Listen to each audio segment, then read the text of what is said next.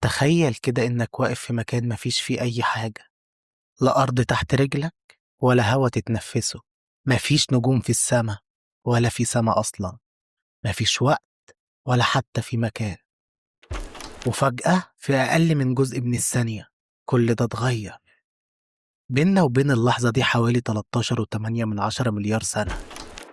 بس صدق أو لا تصدق، كل ذرة في جسمك وكل حجر في الأرض اللي انت ماشي عليها وكل نجمة شايفها بعينك بدأت رحلتها من اللحظة دي. دي ملحمة تكوين كوكبنا الأزرق الجميل. بس الحكاية بتبدأ من قبل الأرض بمليارات السنين. الانفجار العظيم مش انفجار في مكان، ده المكان نفسه هو اللي اتخلق. بص يا سيدي، الانفجار العظيم ما كانش انفجار زي اللي بنشوفه في الأفلام، ما كانتش قنبلة وفرقعت في الفراغ. اللي حصل أغرب وأكبر من كده بكتير. الفضاء نفسه هو اللي بدأ يتمدد، المكان والزمان اتولدوا مع بعض في نفس السنة.